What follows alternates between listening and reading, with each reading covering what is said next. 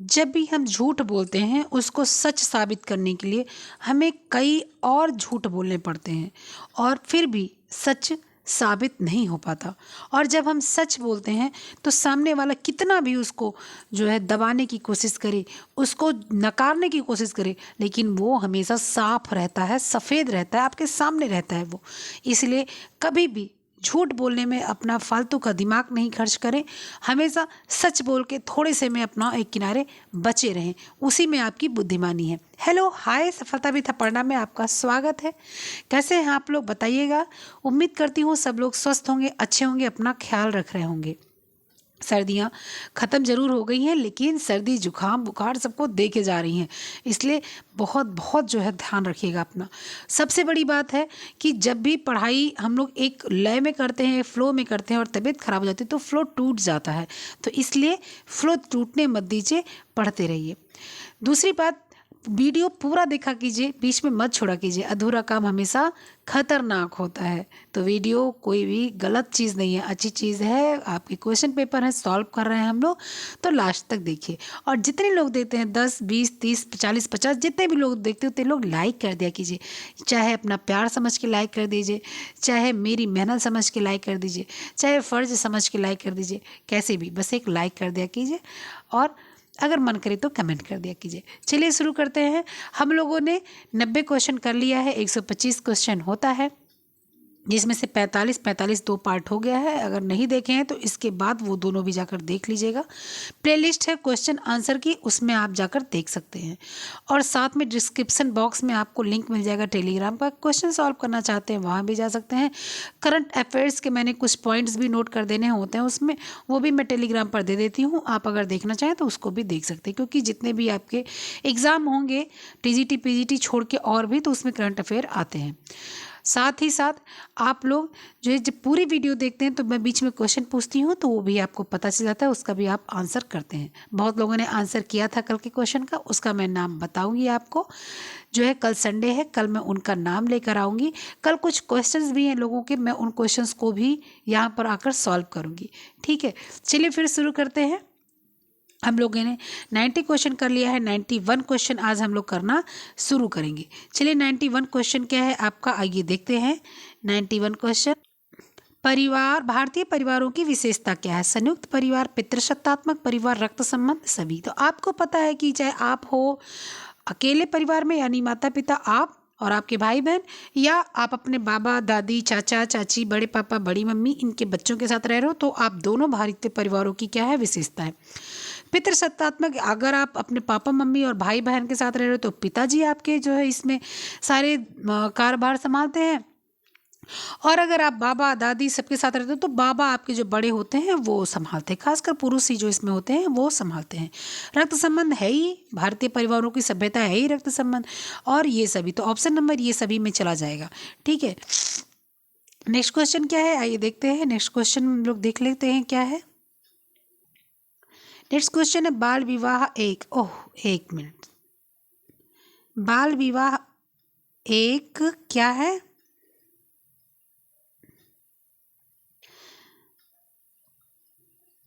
ये थोड़ा सा ब्लर है, कोई बात नहीं, इसके आगे क्वेश्चंस ब्लर नहीं है, परेशान नहीं होइएगा। बाल विवाह एक व्यक्तिगत समस्या है, सामाजिक समस्या है, पारिवारिक समस्या है, कानूनी समस्या है। तो बाल विवाह व्यक्तिगत समस्या नहीं हो सकता, क्यों? क्योंकि छोटे से नन्हे मुन्ने बच्चों का अगर विवाह हो जाता तो उनकी व्यक्तिगत समस्या, उनको पता ही नहीं मेरी व्यक्तिगत समस्या क्या है। ठीक है, पारिवारिक समस्या, अगर पारिवारिक समस्या होती तो कोई बाल विवाह करता ही क्यों, बेचारे नन्हे मुन्ने बच्चों का, हंसते खेलते बच्चों का।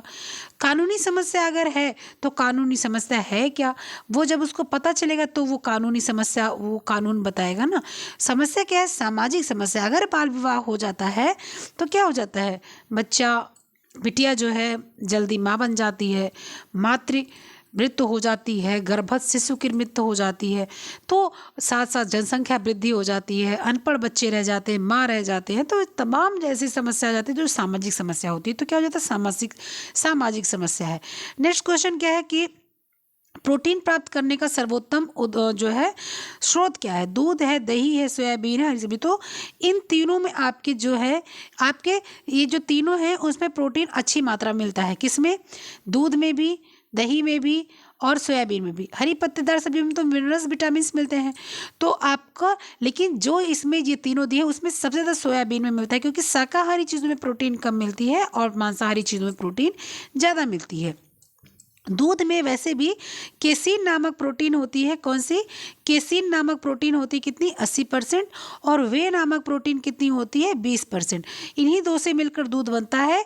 इसीलिए जो दूध बनता है वो जब दूध आप फट जाता है तो पनीर बन जाता है, क्योंकि जब एक से अलग हो जाता है, जैसे एक से बदले 2 प्रोटीन 3 प्रोटीन जाते हैं तभी प्रोटीन मिलके जमता है। अगर सिर्फ अकेला प्रोटीन रहेगा तो नहीं जमेगा, क्योंकि दाल देखिए, दाल थोड़ी सी गाढ़ी हो जाती है, ठंडी होती है, लेकिन वो जमती नहीं है। अगर उसमें 2 प्रोटीन होगा तो दाल जम जाएगी। ठीक है, तो आपका ऑप्शन नंबर सी बिल्कुल करेक्ट होगा। नेक्स्ट क्वेश्चन क्या है देखते हैं। नेक्स्ट क्वेश्चन है कि निम्न में से खनिज लवण के स्रोत क्या? हरी पत्तेदार सब्जी, दूध, संतरा, सोयाबीन। तो सबको पता है हरी पत्तेदार सब्जी सही है। दूध में तो प्रोटीन मिलता है, संतरा में विटामिन सी, सोयाबीन में आपके प्रोटीन और अधिक मात्रा में मिलता है। ठीक है, नेक्स्ट क्वेश्चन क्या है। प्रेशर कुकर में खाना पकाने से क्या होता है? पोषक तत्व तो नष्ट नहीं होते, खाना जल्दी बनता है, श्रम कम लगता है। इनमें से सभी तो पोषक तत्व तो नष्ट नहीं होते। क्यों? क्योंकि जब कभी देखिए हम लोग साग वगैरह पकाते हैं और कुकर में पकाते, पानी भी नहीं डालना पड़ता, नमक डाल देते हैं तो पक जाता है अच्छे से। क्यों? क्योंकि पहले तो उसमें धुलते हैं हम लोग तो पानी थोड़ा बहुत रहता है। दूसरी बात, साग पानी छोड़ता है क्योंकि क्लोरोफिल होता है। क्लोरोफिल में पानी के कंटेंट ज़्यादा होते हैं और वो हरा रहता है, इसीलिए क्योंकि इसमें पानी ज़्यादा होता है। तो जो है वो, और उस पर नमक डाल दिए, सोडियम जो होता है वो नमक जो पानी को पानी से बना होता है, इसलिए पानी ही छोड़ता है वो। तो क्या होता है कि वो अब साग को हम लोगों ने उबाला तो साग के जितने भी प्रोटीन्स हैं, वो जितने भी जो है मिनरल्स हैं, वो सारे क्या हैं? उसी पानी में रहेगा। अब उस पानी को हम लोग बहुत कुछ उपयोग कर सकते हैं। उसको पी सकते हैं, आटा गूंथ सकते हैं, सब्जी में डाल सकते हैं, दाल में डाल सकते हैं, छोटे बच्चे को पिला सकते हैं, किसी के साथ भी कुछ भी उसको यूज़ कर सकते हैं। लेकिन वही अब कढ़ाई में पकाते तो आधे घंटे तक पकाते हैं और वो जो पानी भाप की तरह हम लोग उड़ाते हैं, तभी वो जो है भाप, वो साग सूखा होता है। तो पोषक तत्व तो नष्ट कम होते हैं। खाना जल्दी बनता है, बिल्कुल 100 डिग्री, जैसे ही 100 डिग्री सेल्सियस के एबव जाने लगता है तुरंत कुकर में प्रेशर बनने लगता है, तुरंत ही सीटी आने लगती है, क्योंकि बॉयल होने लगता है। श्रम कम लगता है, बिल्कुल कम लगता है। जब भी हम लोग भदेली ऐसे होती है, भदेली ऐसे होती है, भदेली जब भी हम लोग भदेली में खाना बनाते हैं, इसको भदेली बोलते हैं, तो क्या होता है आधे घंटे दाल पकाने में लग जाएगा। जब हम लोग पतीला की यूज़ करते हैं, पतीला मतलब भगोना, बहुत लोग क्या भगोना बोला जाता है, बहुत लोग क्या पतीला, हम लोग क्या भगोना बोला जाता है, भगोना पतीला दोनों बोला जाता है। भगोने में पकाते हैं तो भी आधे घंटे दाल पकने में लगता है, लेकिन कुकर में पकाते हैं तो 10 मिनट में हो जाता है। तो क्या हो जाएगा? इनमें से सभी हो जाएगा। ठीक, चलिए नेक्स्ट क्वेश्चन क्या है। अच्छी जेली की पहचान क्या होती है? पारदर्शी होना, चाकू से काटने पर नहीं काटना, खट्टी होना, इनमें से कोई नहीं। तो जो जेली तो चाकू से काटने पर कट जाती है भाई, जेली बहुत सॉफ्ट होती है, मुलायम होती, खट्टी और जेली के जो है उस पर आपके स्वाद पर डिपेंड करता है, मीठी बनाते हो खट्टी बनाते हो। ठीक, लेकिन पारदर्शी होना। वैसे जेली का जब टेस्ट होता है तो सीट टेस्ट होता है, ऐसे सीट बन जाती है, उस पर ऐसे जेली डाल दिया जाता है और उसको सीधा खड़ा ऐसे कर दिया जाता है। अगर जेली टपकी तो समझ लो अभी उसको और पकाना है। अगर जेली बिल्कुल यहीं पर ऐसे टिकी रह गई तो क्या है कि ये बिल्कुल तैयार हो गई, तो ये तो परफेक्ट हो गया बनाने के लिए। लेकिन पारदर्शी होना उसका क्या है, ये होना है कि ये अच्छी तरीके से बन गई। आप देखो हमारे हम लोग के बच्चे खाते हैं, मार्केट जाते हैं तो जिद करने लगते हैं जेली के लिए। तो आप कभी वो बच्चे जेली खाते तो आप ध्यान से देखो, लाल हो, पर हरा हो, पीला हो, नीला हो, कोई भी हो, लेकिन वो ट्रांसपेरेंट ही रहता है, जबकि जैम ट्रांसपेरेंट नहीं होता। जैम जाकर किसान जैम देखना मिक्स फ्रूट का, बिल्कुल ट्रांसपेरेंट नहीं होता। ठीक है, चलिए नेक्स्ट क्वेश्चन देखते हैं क्या है। नेक्स्ट क्वेश्चन, कपड़ा सिलने से पूर्व ड्राफ्टिंग क्यों करनी चाहिए? मतलब कि कपड़ा जब सिलाई करते हैं हम लोग तो उसके पहले ड्राफ्टिंग क्यों करनी चाहिए? ड्राफ्टिंग का मतलब क्या होता है पहले ये समझ लो। किसी भी कपड़े को जब हम लोग सिलते हैं तो सबसे पहले क्या करना चाहिए कि उसकी एक हम लोग को जो है कपड़े पर मतलब उसके पेपर पर काट के एक ढांचा तैयार कर लेना चाहिए, ताकि गलत ना होने पाए। कपड़े पर रखकर हम उसको काट दें, वरना पेपर गलत कट सकता है, कोई प्रॉब्लम नहीं, दूसरा पेपर ले लेंगे। लेकिन अगर कपड़ा गलत कट गया तो क्या करेंगे? तो क्या दूसरा कपड़ा लेकर आएंगे? मान लो सपोज दैट आपके 5,000 की साड़ी खरीद रखी है आपने, और आपको सिलाई करना अच्छे तरीके से आता है, और आपने कहा कि नहीं नहीं ब्लाउज़ मैं खुद सिल लूँगी अपना, क्योंकि मुझे सिलाई करना आता है। आपने ड्राफ्टिंग नहीं की है, आपने ब्लाउज़ काटना है, आपने अपना ब्लाउज़ काटना शुरू कर दिया और आपको उसका गला जो है बनाना है और आपने गला या तो उसका बहुत डीप कर दिया, या तो टेढ़ा कर दिया, या तो जैसे मन किया वैसे कर दिया। आप कोई डिजाइन का बनाना चाहते थे तो क्या हो गया, अब आपकी साड़ी तो बेकार चली गई, या क्योंकि या तो आप उसके तरह ब्लाउज खरीदने जाओ, बिल्कुल सेम तो मिलने से रहा। तो क्या हो गया, ड्राफ्टिंग करना इसीलिए अनिवार्य, किसी भी कार्य को करने से पहले उसकी पूरा अभ्यास करना आवश्यक होता है।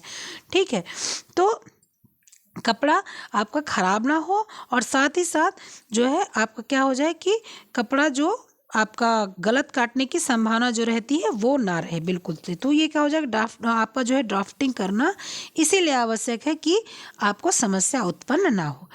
नेक्स्ट क्वेश्चन क्या है कि मशीन में तेल क्यों डालते हैं।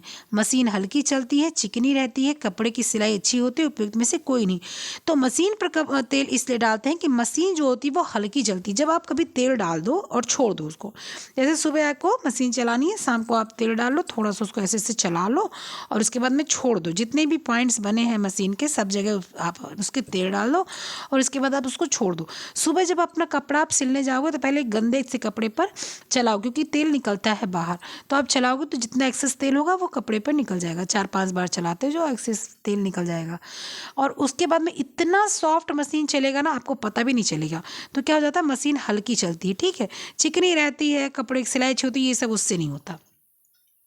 साधारण वस्तुओं में को सिलने के लिए मशीन में कौन सा नंबर की सुई लगानी चाहिए। क्या साधारण वस्त्रों को सिलने के लिए मशीन में किस नंबर की सुई लगानी चाहिए। ठीक है, किस नंबर की सुई लगानी चाहिए, तो 12 नंबर की, 16 नंबर की, 9 नंबर की, 18 नंबर की। तो जो 16 नंबर की सुई होती है ना, 16 नंबर की सुई जो होती है वो साधारण वस्त्र सिलने के लिए लगाई जाती है। मशीन की सुई की मोटाई का निर्धारण वस्त्र की मोटाई को ध्यान में रखकर किया जाता है। मोटे वस्त्र के लिए कम नंबर तथा महीन वस्त्र के लिए ज़्यादा नंबर की सुई का उपयोग किया जाता है। और जो साधारण सुई का उपयोग होता है वो 16 नंबर की सुई का उपयोग किया जाता है। इससे जो आपके साधारण कपड़े, जैसे मान लीजिए ब्लाउज है आपका, साड़ी में फाल लगाने हैं, अगर नीचे से आपको फाल लगाना है साड़ी में, या बच्चे की स्कर्ट खुल गई है उसको सिलना है, पैंट खुल गया, तो ये सब 16 नंबर की सुई से हो जाता है। ऑप्शन नंबर बी बिल्कुल एकदम सही है। नेक्स्ट क्वेश्चन क्या है, कपड़े के धोने का सोडा का पानी, कपड़े धोने का सोडा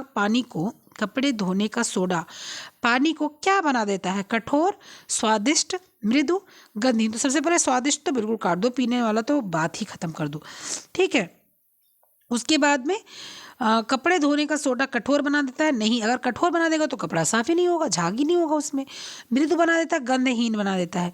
तो गंधहीन सोडा तो मैं उसमें खुशबू ही होती है, सर्फ में तो खुशबू होती है ना, तो क्या हो जाता है, मृदु बना देता है। मृदु बनाता है इसीलिए झाग निकलता है, झाग निकलता है इसीलिए मैल साफ होती है। यानी कि ऑप्शन नंबर 3 बिल्कुल करेक्ट है। नेक्स्ट क्वेश्चन क्या है कि पारंपरिक भारतीय परिवार की विशेषता है। संयुक्त परिवार प्रणाली, पितृसत्तात्मक संस्कारों एवं आदर्शों का प्राथमिकता, उपरोक्त सभी। वही क्वेश्चन जो फर्स्ट नंबर पर हम लोग 91 देखा था, वही क्वेश्चन ये भी है। और इसमें भी क्या हो जाएगा, उपरोक्त सभी। क्यों, मैंने बता दिया। संयुक्त प्रणाली बिल्कुल होती है, पितृसत्तात्मक बिल्कुल होता है, संस्कारों और आदर्शों को प्राथमिकता बिल्कुल होता है। भाई हमारे जैसे आपके परिवार में क्या हुआ है, क्या है कि सवेरे आप नहा धो के और आप भगवान का नाम लेके उसके बाद भोजन करेंगे, तो ये आपके मन में बैठ गया है, ये आपका संस्कार है। अब आप जब सवेरे उठेंगे तो आपको कहना नहीं पड़ेगा, आप खुद ही ये करेंगे।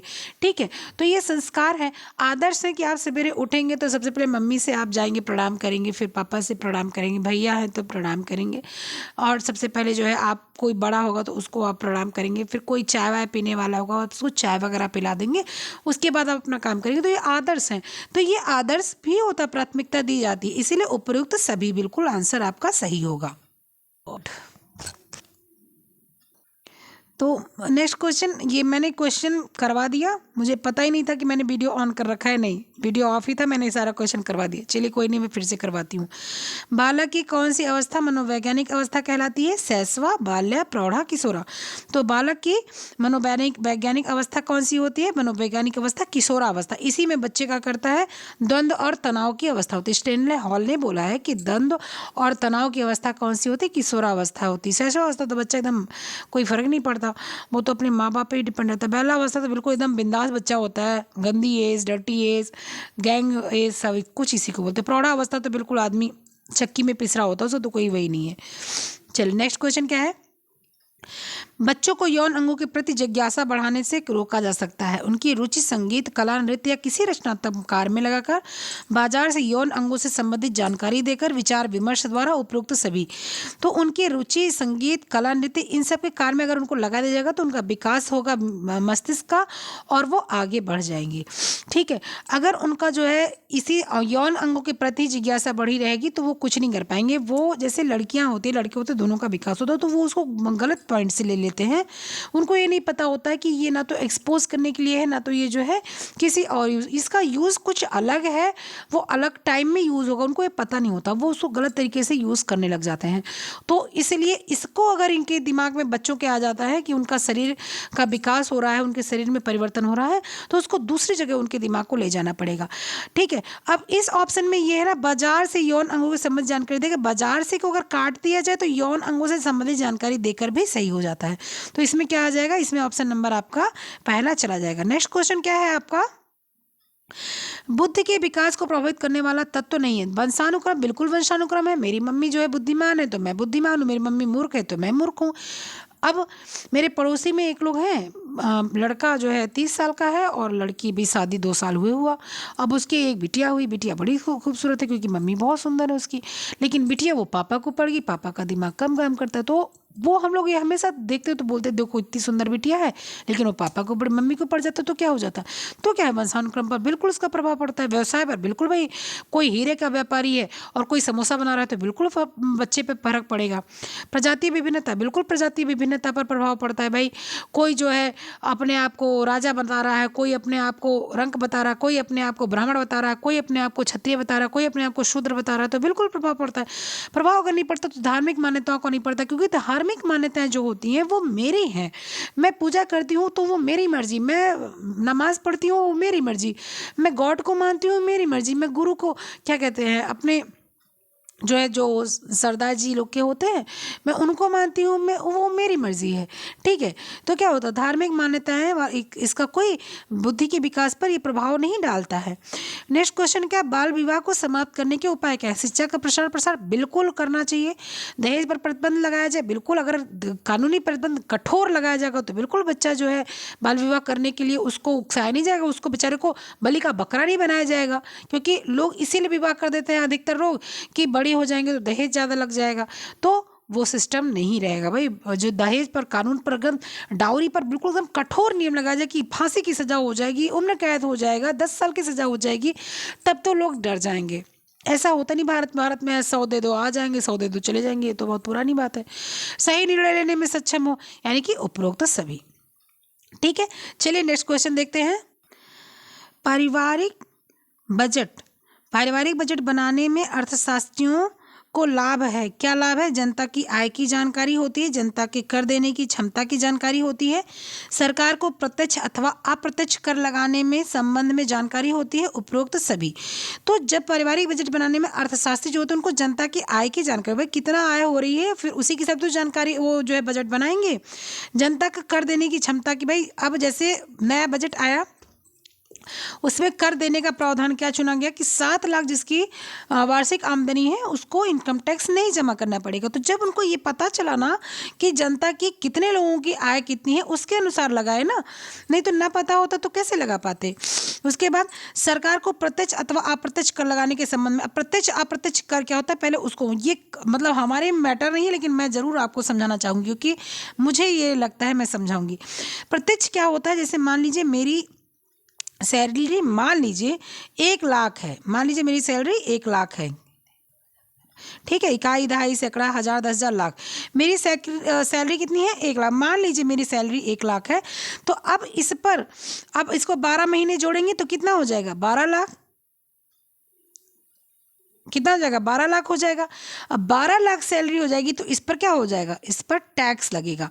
इस पर जो टैक्स लगेगा सैलरी पर वो क्या हो जाएगा, प्रत्यक्ष टैक्स हो जाएगा। क्या हो जाएगा, प्रत्यक्ष टैक्स हो जाएगा। ये प्रत्यक्ष टैक्स, कर, प्रत्यक्ष कर या टैक्स जो भी आप बोलना चाहो, कर हो जाएगा। ठीक है, लेकिन अगर अगर जो है हमारी जो है हमने बिस्किट खरीदी, मान लीजिए हमने क्या खरीदी, बिस्किट खरीदी। अब बिस्कुट चाहे मैं खरीदूँ, चाहे आप खरीदो, चाहे एक रिक्शावान खरीदे, चाहे 1 लाख की सैलरी वाला खरीदे, चाहे अंबानी खरीदे, चाहे रिक्शावान खरीदे, कोई भी खरीदे। अब अडानी नहीं आते इसमें, ठीक है, अडानी को मत बताइएगा कि अडानी सबसे अमीर है, अडानी गए, बेकार हो गए। तो बिस्कुट मान लीजिए आप खरीदो, मैं खरीदूँ, रिक्शावान खरीदे, कोई भी खरीदे, तो उसका जो भी कर लगे, जीएसटी, बुक कॉपी खरीद लिया, पेन खरीद लिया, शिक्षा ले ली, कुछ भी ले लो, उस पर जो जीएसटी लगती है ना, वो अप्रत्यक्ष कर है। कौन सा? अप्रत्यक्ष कर है वो, ठीक है। अप्रत्यक्ष अप्रत्यक्ष समझ लिए, चलिए प्रत्यक्ष अप्रत्यक्ष समझ लिए। तो क्या हो गया कि सरकार को प्रत्यक्ष अथवा अप्रत्यक्ष कर लगाने के संबंध में जानकारी होती है, ठीक है। और ये उपरोक्त सभी, आंसर उपरोक्त सभी आ गया। नेक्स्ट क्वेश्चन आइए देखते हैं क्या है। डायाफ्राम क्या है? डायाफ्राम है या एक प्रकार का झागदार गोली है, या एक प्रकार का गर्भनिरोधक गोली है, या एक प्रकार का प्लास्टिक का बना छल्ला है, या मुलायम रबर की टोपी नुमा गर्भनिरोधक साधन है। डायाफ्राम, डायाफ्राम क्या है?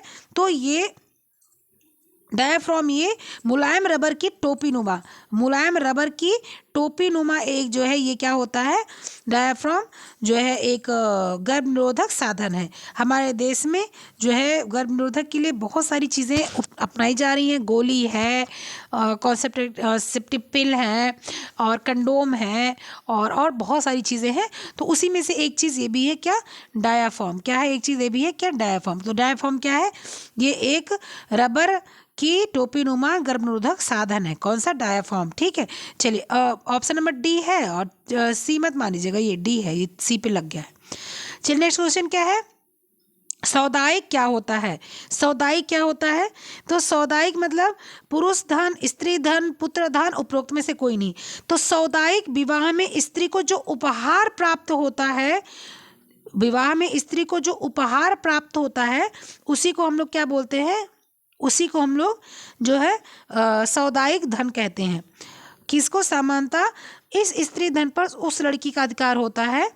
दो जैसे मान लीजिए, अब इसमें हिंदू में मैं क्या बताऊं, मैं इसको हिंदू में क्या बताऊं, इसको आप मुस्लिम में समझिए। जो मेहर होती है ना, बोलते हैं कि इतनी रकम के अनुसार मैं इस लड़की को, इस लड़की से आप निकाह कबूल करते हैं, ऐसा कुछ बोला जाता है। जो लोग अगर कोई मुस्लिम होंगी तो देख रही होंगी, उनको पता होगा।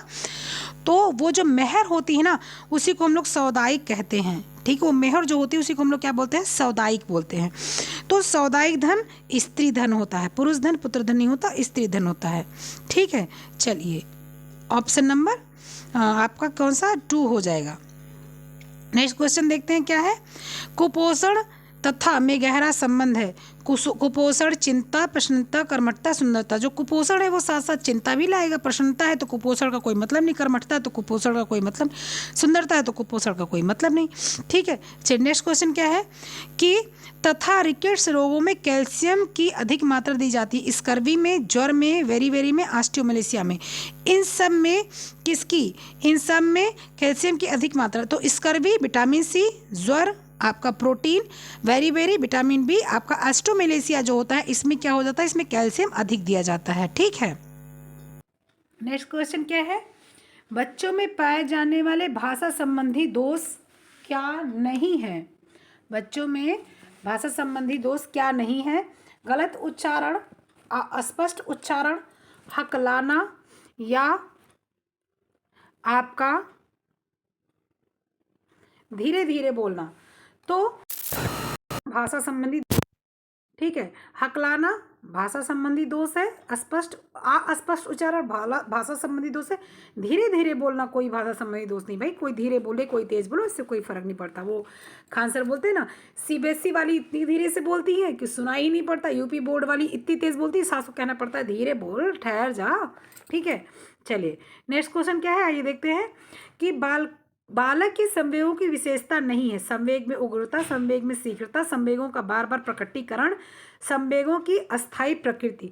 बालक के संवेगों की विशेषता नहीं। तो बालक का संवेग जो होता है वो उग्र बिल्कुल होता है, बालक गुस्साता है, शीघ्र हड़बड़ी मचाता है, जल्दी जल्दी करवाता है, बार बार प्रकटीकरण, कभी कुछ बोलता है कभी कुछ बोलता है। संवेग अस्थायी प्रकृति का नहीं होता बच्चे का, वो अस्थायी होता है, इसलिए वो हमेशा ऊटपटांग कार्य करता रहता है बच्चा। नेक्स्ट क्वेश्चन क्या है। बाल विकास का क्षेत्र नहीं है। शैशवावस्था, बाल्यावस्था, किशोरावस्था, वृद्धावस्था।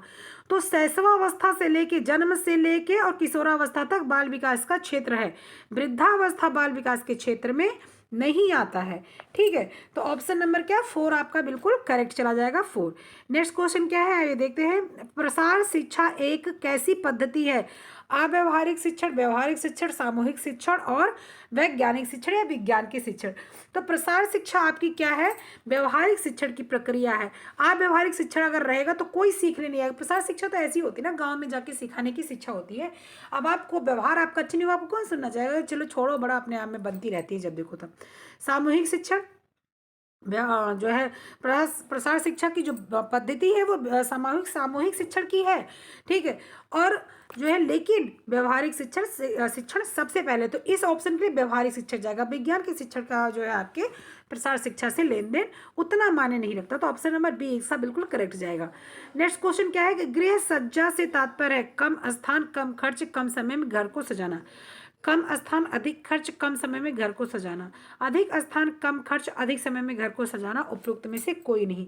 तो जो है गृह सज्जा से क्या है, कम स्थान हो, कम खर्च हो, कम समय में घर को सजाया जाए। भाई कम स्थान अधिक खर्च लगेंगे तो भी कोई फायदा नहीं। अधिक स्थान और कम खर्च, भाई कम खर्च में अधिक स्थान सजाएंगे और अधिक समय में सजाएंगे तो भी सजाने का कोई महत्वपूर्ण अर्थ नहीं निकलेगा। तो ऑप्शन नंबर ए आपका बिल्कुल करेक्ट है। नेक्स्ट क्वेश्चन देखते हैं, आइए। नेक्स्ट क्वेश्चन, अनुपात से तात्पर्य है मापों एवं क्षेत्रों का एक दूसरे से संपूर्ण संबंध या कथन है। रट का, टी क्रेग का, स्टेला सुंदरराज का और विल्सर का। ये क्वेश्चन मैंने, जिसको याद होगा, जिसने सॉल्व किया होगा उसको पता होगा। तो अनुपात से तात्पर्य है किसका, ये स्टेला सुंदरराज का जो है इनके अनुसार अनुपात से तात्पर्य मापों एवं क्षेत्रों का एक दूसरे के संपूर्ण रूप से संबंध। मापों एवं जो है क्षेत्रों का एक दूसरे से संपूर्ण रूप से संबंध अनुपात के तहत आता है। और इन्होंने 3 तरह बताया, अनुपात में लाइन, अनुपात में माप, अनुपात है एस्टेला सुंदरराज का। ठीक है, नेक्स्ट क्वेश्चन क्या है, दबाव डालने के पूर्व क्या सोचना आवश्यक नहीं है। दबाव किस पर डाला जाए, दबाव कैसे डाला जाए, दबाव क्यों डाला जाए, दबाव कहाँ पर डाला जाए। ये भी मैंने क्वेश्चन कराया है टेलीग्राम पर, जो लोग सॉल्व करते हैं उन लोगों को पता, जो लोग नहीं सॉल्व करते उनको नहीं जानकारी होगा। तो जब भी दबाव डालने से पूर्व सोचना क्या आवश्यक है, तो आवश्यक तो है दबाव किस पर डाला जाए, बिल्कुल। दबाव कैसे डाला जाए, बिल्कुल। दबाव क्यों डाला जाए ये सोचना आवश्यक नहीं। भाई दबाव डालना है मुझे, दबाव नहीं डालना है मुझे, वो अलग सी बात है। लेकिन दबाव क्यों डाला जाए ये का मतलब नहीं होता है। दबाव कहाँ डाला जाए, बिल्कुल। तो दबाव क्यों डाला जाए ये नहीं होगा, क्योंकि आपको कारण पहले पता है, इसीलिए आपको दबाव डालना है। क्यों डाला जाएगा क्या मतलब है। वस्त्रों, रेशे का राजा किसे कहा जाता है, लिलन को, रेशम को, कपास को, जूट को। तो ये जो है बहुत क्वेश्चन घूमता रहता है, घूमता रहता है, घूमता रहता है। और देखिए 2009 में इसको माना है कि रेशे वस्त्रों यानी रेशा, देखिए यहाँ पर बिल्कुल एकदम क्लियर कर दिया है। रेशों, रेशों में रेशम को मैंने बहुत पहले बताया कि रेशों का अगर बात होगा तो रेशम, और सिर्फ वस्त्रों का बात होगा तो सूती यानी कि कॉटन। ठीक है, देखिए बिल्कुल 2009 का क्वेश्चन है कि क्या है 2009 का क्वेश्चन, देख लीजिए ध्यान से। वस्त्रों, फिर लिखा हुआ है ब्रैकेट में रेशों का राजा किसे माना था, रेशम। अगर यहीं पर ये ना लिखकर और सिर्फ वस्त्रों का राजा किसे कहा जाता है तो लिखा जाता है क्या, सूती या कपास या कॉटन। ठीक है, तो ऑप्शन नंबर बिल्कुल 2 आपका करेक्ट है। और नेक्स्ट क्वेश्चन पर हम लोग बढ़ते हैं। नेक्स्ट क्वेश्चन क्या है, कपड़ा काटने के लिए कैंची की लंबाई कितनी होनी चाहिए, 20 से 25 सेंटीमीटर, 15 से 30 सेंटीमीटर, 25 से 30 सेंटीमीटर, 5 से 10 सेंटीमीटर। तो कपड़ा काटने के लिए कैंची की जो साइज होनी चाहिए 20 से 25 सेंटीमीटर होनी चाहिए।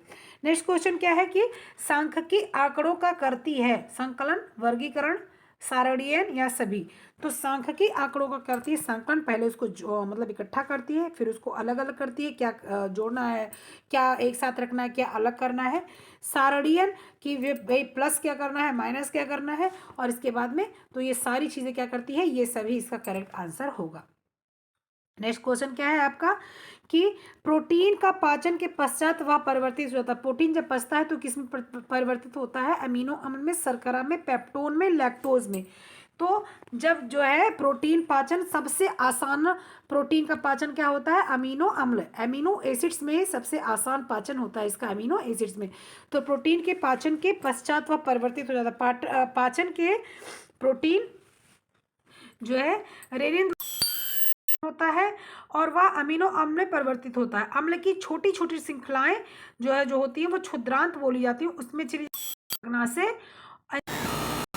एक बाइकार्बोनेट बफर को रिलीज करता है तथा पचे हुए भोजन की अम्लता को कम करता है। ठीक है, तो क्या हो जाएगा आपका अमीनो अम्ल हो जाएगा। नेक्स्ट क्वेश्चन आइए देखते हैं क्या है।